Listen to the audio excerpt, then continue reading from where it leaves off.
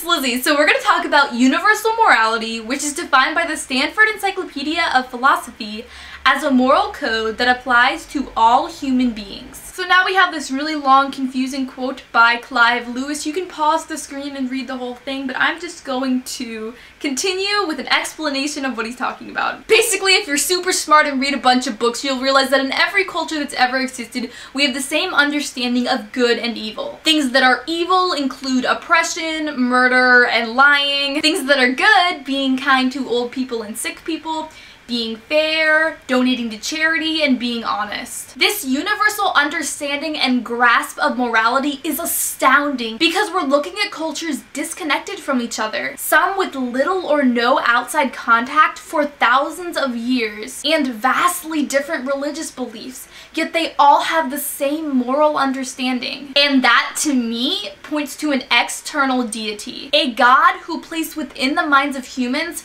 a conscience or a moral understanding, which was somewhat a replica of his own. As Genesis 1:27 says, we were created in the image of God. People who don't believe in universal morality are called moral relativists. They believe in relativity, meaning there's no absolutes. Relativism contradicts itself because in saying that there is relativism, you are introducing an absolutist opinion.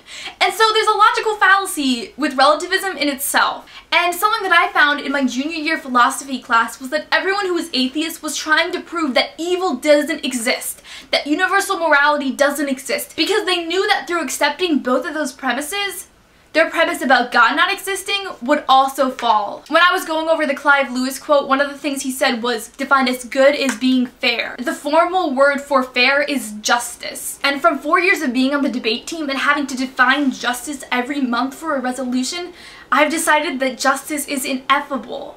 That means it can't be defined. Yet we all understand what it is. If one of you were to come out of the camera and just slap me across the face, I would be angry at you because that's unjust. It's not cool to just like randomly hit someone when they haven't done anything to you. The fact that you would get angry if someone came in and started punching you randomly proves universal morality. We all have this ingrained sense of justice, this ingrained sense of morality inside of us. And the fact that every human being ever, every society ever shares this morality proves to me that it comes from God. A lot of people point to cultures that have done terrible things and they say, no, universal morality doesn't exist because that one random indigenous society used to throw babies off of cliffs when they were malformed. That was just a confusion between what good and evil was. Some society way back when really did think it was moral to throw deformed babies off of cliffs because they thought that those babies were evil. Back then they didn't understand that sometimes they were just birth malfunctions, and so they thought that that baby was evil. And it's astounding because when you look at things like the Holocaust,